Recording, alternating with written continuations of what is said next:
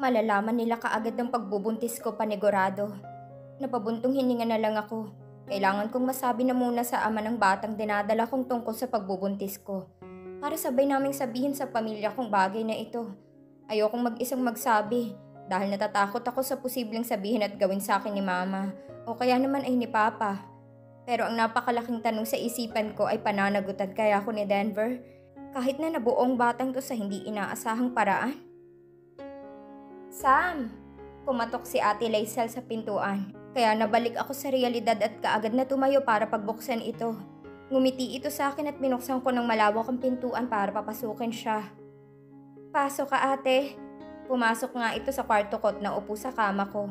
Sumunod ako rito at naiilang akong umupo sa tabi niya dahil pinagmamasdan ako nito. Akala mo ba hindi ko alam? Ang alin? Buntis ka, alam ko. Nanlaki ang mga mata ko sa sinabi nito at kaagad akong kinabahan. Pinagsalikop ko ang mga kamay ko para maiwasan ang panginginig ng mga ito.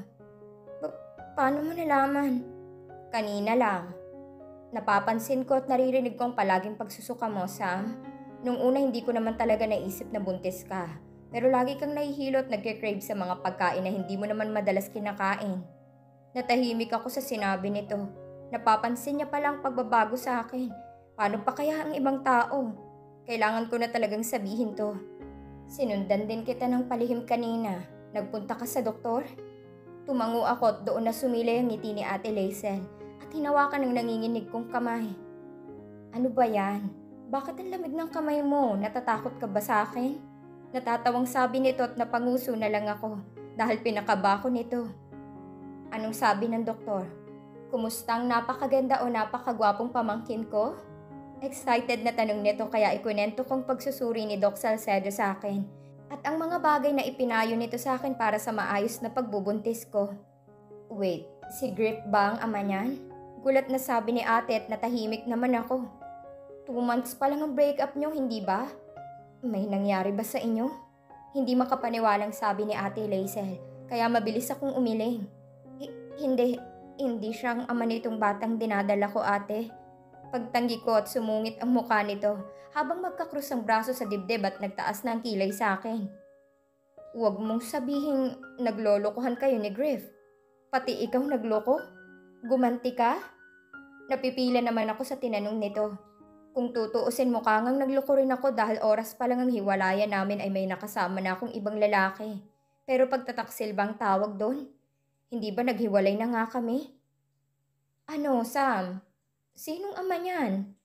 Ate, naiiyak na tawag ko rito at ikwinentong buong pangyayari nung araw na yon. Gulat na gulat si ate sa bawat pangyayaring isiniwalat ko. Kaagad ako nitong binatukan pagkatapos kong magkwento. Anong akala mo sa pagbubuntis at paggawa ng mga ganong bagay, Sam? Piko? Tumbang preso, ha? Iniisip mo bang laro lang yan? Bakit ka sumama? Paano kung masamang tao pala yon? Tumaas ang boses na sabi nito kaya nakiusap akong hinaan itong boses niya. Ate, hinaan mong boses mo. Hindi pa ako handang sabihin kila mama. Anong hindi ka pa handa? Dapat lang na malaman nila kaagad yung pabubuntis mo dahil karapatan nila yon bilang magulang natin. Gusto kong makausap muna ang tatay ng batang to. Gusto kong panagutan niya to kahit kahit anong namagitan sa amin. Gusto kong lumaking bata na may buong pamilya at may kilalaning ama. Umiiyak na sabi ko kaya natigilan si ate sa pagtayo at niyakap ako. Hindi ako makikialam dahil desisyon mo ang kailangan dyan. Pero kung hindi ka man panagutan ng lalaking yun, ako na mismong susugod sa lungganot at lulumpuhin ko at saka tatadyakan ko doon sa parting yun para hindi na makabuntis pa ng ibang babae. Ate naman, joke lang bunso. Diyos ko, mami ka na. Hindi makapaniwalang sabi nito at niyakap ako ng mahigpit. Napangiti ako habang lumuluha. Maswerte ako at nagkaroon ako ng kapatid na lagi akong iniintindi at pinangangalagaan.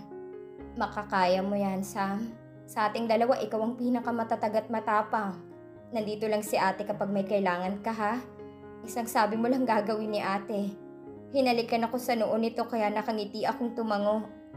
Salamat, Ate Laisel. Sam, baka naman gusto mong umupo. Kanina pa ako hilong-hilo sa'yo. Saway sa akin ni Chloe na kaagad namang ginatungan ni Jenica. Natatai ka ba? Sasamahan ka naman namin eh. Sabihin mo lang. Baka magkalat ka pa dyan. Seryosong sabi nito kaya napailing na lang ako at nagdesisyon na lang na umalis sa working place. Oh, kaya mo na mag-isa? Sigaw ni Jenica kaya tumango na lang ako dahil kailangan kong gawin ang dapat kong gawin. It is now or never. Para rito sa namumuong bata sa tiyan ko, lulunukin ko ang pride ko. Nanginginig ang mga paa ko habang naglalakad patungo sa opisina ng boss namin, si Sir Denver. Malapit na ako sa pintuan nito nang biglang lumabas doon si Britney. Natigilan ako maging siya at nagkatitigan kami. Palipat-lipat ang tingin ko sa pintuang nilabasan niya at sa kanya. Tumaas ang kilay nito kaya napatikhim ako. Huwag mong sabihing pinatulan na rin siya ni Sir Denver. Anong ginagawa mo rito? Mataray na tanong nito sa akin pero hindi ko ito pinansin at nilagpasan ito. Ngunit dahil si Britney nga ito, hinila nitong braso ko paharap sa kanya. Hindi ba ito nadadala? Parang gusto talagang makatikim sa akin ah. Bakit papasok ka sa office ni Sir Denver? Anong gagawin mo sa loob? Inis kong pinagpagang kamay niya paalis sa braso ko. Nalilisik ang mga matang tumingin ako rito. Ano bang pakialam mo? Pinakailaman ba kita? Bakit pa naitanong ka sa akin? Chill, Britney. Halatang interesado ka pa rin sa mga nangyayari sa buhay ko. Oh, come on. Alam ko namang lalandiin mo lang si Sir Denver. Kasi nakita mong meron siyang interes sa'yo, may alam ka pala. Bakit ka pa nagtatanong sa akin? Tanga ka talaga, Britney. Natahimik si Britney habang nanlalaki ang mga matang nakatingin sa akin. It is true? Ngumisi ako sa kanya. Siyempre, joke lang. Tulad mo pa ako sa'yo. At saka ako tumalikod at dumiretso sa pintuan. Nasa labas ang lalaking nakasuit at yumuko sa akin kaya ngumiti ako. Hello, ano bang pangalan mo? Nakangiting tanong ko rito. Palagi itong hindi mapakali kapag kausap ako kaya natatawa na lang ako. Call me Thorn, ma'am. Magalang na sabi nito kaya ngumuso ako. Bakit ba ma'am ng ma'am ka sa akin? Hindi naman ako ang boss mo eh. Tawagin mo na lang akong Sam para tawagin din kitang Thorn. Nakangiting sabi ko rito at tumango naman ito sa akin bago ako pinabuksan ng pinto. Salamat, Thorn. Welcome, Ma'am Sam. Ang kulit mo, sabing Sam lang ang itawag mo sa akin. Dahil hindi naman akong boss mo.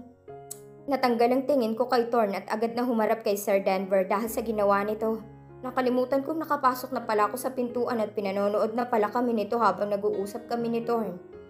Soon to be his boss, Bellissima. Kaagad naman itong nag-iwas ng tingin pagkatapos sabihin yun. Ngumisi si Thorn kaya inirapan ko ito bago magsarang pintuan. Ilang minuto na akong nakatayo at tinititigan lang ang bawat galaw ng kamay ni Sir Denver. Hindi ako pinapansin ito at panay lang ang pagbabasa ng mga papel na hawak niya. Galit pa rin ba siya sa akin? Bakit naman siya magagalit? Wala naman akong ginawa o sinabing masama sa kanya. Saka lang ako pinansin ni Sir Denver nang tumikhim ako. Ibinaba nitong mga papel na hawak niya at inayos ang salamin gamit ang hintuturo niya. Lihim akong napalunok dahil sobrang manly niya tingnan habang ginagawa yun. Kung hindi pa ako titikim, hindi niya papapansinin ang existence ko sa harapan niya. Wow ha, Sir Denver. Sit. Nakaturo sa upuan sa gilid ng desk niyang sabi. Napamaang naman ako habang naglalakad papunta sa upuan. Parang aso lang ah.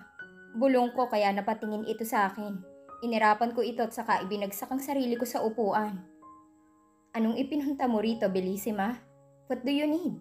Masungit na sabi nito at saka ko lang naalalang nangyari sa aming dalawa nung gabing yon. Kaya pala masungit. Iniwan ko nga pala siya nung gabi. Pero wag muna yun ang alalahanin ko. May mas mahalaga pa akong sasabihin. May sasabihin sana ako sa'yo. Nanginginig ang mga kamay na sabi ko, kaya natigil ito sa pagbabasa at tinanggal ang salamin sa mata. At saka pumahinga sa swivel chair niya. Mataman ako nitong tinitigan kaya mas kinabahan lang ako. What is it? Nakatitig sa aking sabi nito. Kaya mas kinabahan lang ako sa magiging reaksyon nito sa sasabihin ko.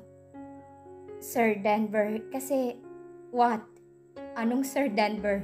Nakataas ang isang kilay na sabi nito kaya napabuntong hininga ako. Nakalimutan ko, Denver pala. Tumangutango ito habang nakangiti, kaya nalukot ang mukha ko. Kung saan-saan na napuntang mga sinasabi ko. Panggulo naman kasi. Denver, buntis ako. Sa pag-angat ng ulo ko, hinagtama ang paningin namin ni Denver. Tahimik lang ito at saka unti-unting nanlaki ang mga mata. Pinoproseso sa kanyang isip ang sinabi ko. What? Napatayo pang sabi nito kaya mas natakot ako. Pinilit kong patigilin ang mga luhang namumuo sa mata ko. Pero nagbagsakan agad ang mga ito. Sabi na hindi niya ito tatanggapin kasi paniguradong iniisip niyang hindi siya ang tatay. Dahil mukha akong easy to get para sa kanya. Kakayanin ko naman sigurong mag-isa lang magpalaki ng anak.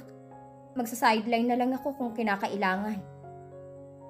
Okay lang sa akin kung hindi mo paniwalaan na ikaw ang ama nito.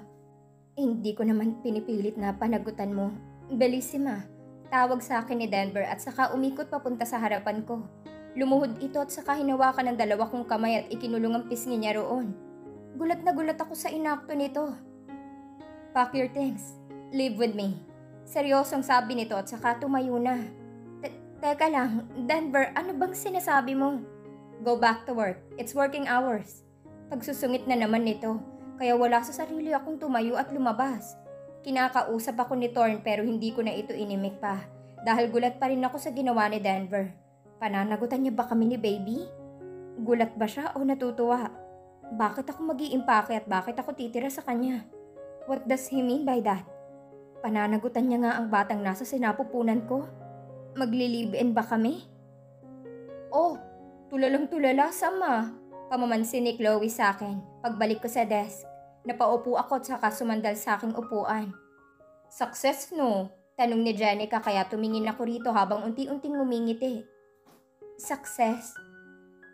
Pagod na pagod akong naglakad papuntang parking lot. Nauna na ako kina Chloe at Jenica dahil nga sa sinabi ni Denver.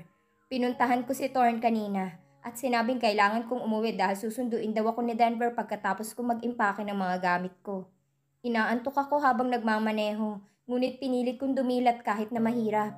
Kaagad kong pinark ng maayos ang kotse pagkarating ko sa bahay. Bubuksan ko na sana ang gate nang biglang bumukas ito at makita ko sina Mama at Papa kasama si Ate Laisel na masayang masaya. At may dalang mga bagahe at nakaayos na para bang aalis ang mga ito. Sam, saan ang punta niyo po? Nakangiti ngunit nalulungkot na sabi ko. Nag-aya kasi si Mama na magpunta sa Palawan at bisitahin sina Lolo at Lola, Sam. Hindi mo ba nabasa yung text ko sa'yo? Gusto mo bang sumama? Hihintayin ka namin dito para hindi na ate. Enjoy na lang kayo. Pilit ang ngiti sa labing sabi ko. Napansin naman ata nilang tatlo yon kaya napakamot ako sa batok. Hindi ko nabasa ang text dahil nalobat ang cellphone ko. Inaantok na po kasi ako. Tumango si Mama na parang naiintindihan niyang sinasabi ko. Hindi mo gustong sumama, anak? Maganda sana kung kompleto tayo. Malungkot na tanong ni Papa at umiling ako. Gustuhin ko man po pero may trabaho po ako kinabukasan. Hindi naman po pwedeng mag-leave ng biglaan. Sige, ingat ka rito ha. Siguraduhin mong kakain ka sa tamang oras. Tumangu-tango ako sa payo ni Papa kaya lumabas na ito ng gate. Si Mama naman ay umiwas ng tingin at nilagpasan lang ako. Hindi naman ako magpipilit sumama sa inyo, Mama. Sure ka? Ayaw mo talagang sumama? Baka mapano ka lang dito kapag mag-isa ka. Pamimilit ni Ate Laisel habang palihim na tumitingin sa tiyan ko kaya natawa ko sa kanya. Makikitulog muna ako kila Chloe. Ayoko mag-isa sa bahay. Sumama ka na lang kasi. Gusto ka ring makita ni Lola. Alam nating hindi, ate. Huwag mo nang ipilit. Tutal ayaw rin naman akong kasama ni Mama. Panigurado. Bulong ko kaya natahimik ito. Mas lalo lang akong naluha at nalungkot dahil sa sinabi ko. Hindi ko na pala dapat sinabi. Kinimkim ko na lang sana. Mag-iingat ka rito, bunso ha. Uuwian kita ng sandamakmak na pasalubong. Tumango ako rito at hinalikan nitong noo ko bago pumasok sa kotse. Kumaway pa sila Papa sa akin bago umandar ang kotse paalis. Pagkapasok ko sa pintuan ay saka bumuhos ang luhang kanina ko pa pinipigilan sa harapan nila. Umakyat ako sa taas para mag-impake habang patuloy na umaagos ang mga luha ko pababa sa aking pisngi. Kung hindi ko pa sila naabutang paalis baka hindi pa nila maalalang may isa pa silang anak na dapat isama o kaya naman ay ayain. Hindi naman sa gusto kong sumama pero nasaktan lang ako sa parteng parang nakalimutan na nila akong lahat, maliban kay ate. Para akong naluloka dahil natatawa ko habang lumuluha. Pinanggigigilan kong mga damit na inihahagis ko sa loob ng maleta. Hindi ko pa nasabi kung saan talaga ang punta ko dahil hindi pa ako handang sabihin sa kanila. Another kasinungalingan na naman. Sa ngayon ay magsisinungaling muna ako sa kanilang lahat. Saka ko nasasabihin ang lahat kapag may sapat na lakas ng loob na ako at kapag tama na ang panahon. Sana umayon sa akin ang lahat. Isinasara ko ng maleta pero biglang tumunog ang cellphone ko. Sinagot ko yon habang ibinababa ang maleta at suminghot-singhot pa dahil barado ng ilong ko kakaiyak. Hello? Why the hell are you crying? Nanlaki ang mga mata ko dahil nabosesan ko ang tumawag sa akin. Kaagad kong chinek ang screen at unregistered number pa lang tumawag. Pero kilala ko naman ang boses. Denver? Who made you cry? Pinilit kong tumigil sa pag-iyak at inayos ang sarili ko. Bumaba ako dalang isang mabigat na maleta. Wala ka na ron. Bakit ba napatawag ka? Yamot na sabi ko at narinig ko itong bumusina kasabay ang pagkarinig ko rin ng busina galing sa labas ng aming bahay. Kumunot ang noo ko. Nasa labas na ako ng bahay mo. Do you mind getting out there and talking to me personally, Bellissima? Halos mahulog na ako sa hagdan dahil sa pagmamadali at kaagad na lumabas ng pinto at gate. Habang siniguradong nakalak na ang mga yon, hinihingal ako habang nakatitig sa kotse kung saan nakasandal si Denver. Hawak ang telepono niya. Tumaas ang kilay nito habang nakatingin sa akin. Don't tell me tumakbo ka. Manghang sabi nito habang lumalapit sa akin para kunin ang maleta sa kamay ko. Napahawak ako sa tiyan ko nang makaramdam ako ng kaunting kirot. Shit, I forgot to be careful. May masakit ba sa'yo? Saan banda? Wala. Kumirot lang ng kaunti. May gesture pang sabi ko bago ako nito alalayan papasok sa passenger seat. Bakit ka ba tumakbo? Sana man lang hindi mo pinahalata na gustong gusto mo na akong makita. Mahinang sabi nito kaya napairap na lang ako. Your eyes are swollen. Are you alright? Sinong umaway sa pinakamagandang Bellissima ko? Nagpapakit pang sabi nito kaya mas nairita lang ako. Mali yatang pumayag akong sumama sa kanya. May sarili naman akong bahay. Bakit nga ba ako pumayag? Wala ka na nga sabing pake. May pake ako kasi I care for you. Tigilan mo na nga ako sa mga ganyan mo, Denver. No, I won't and I will not, Bellissima. Abot, nahagilap kong isang tissue box sa kotse niya at saka ipinaltok sa ulo ni Denver yun. Napamaang ito dahil sa ginawa ko. Bakit? You deserve it. Sigawan lang, Bellissima. Bakit nananakit ka? Hindi na lang ako sumagot at tumahimik na lang ako. Napubuntong hininga naman ito bago in-start ang kotse at minaneho ito paalis sa bahay. Hindi pa nga ata tumatagal ng ilang minuto nang kalabitin na ako ni Denver. Tumingin ako rito at nakangiti na ito sa akin. May chocolates ako dyan sa likod. Wanna eat some? Hindi ako sumagot at saka umikot paharap sa likod. Inabot kong isang paper bag na puno ng mga chocolates. Wow ha, ang dami naman ito. Galing sa mga admirers mo? Natatawang sabi ko at namula naman ito. No, I voted for you. Napahawak pa sa batok na sabi nito, kaya natigilan ako bago natawa habang nakaturo sa kanya. Sira na ang ulo mo, Denver. Pinipigilan ang tawang sabi ko.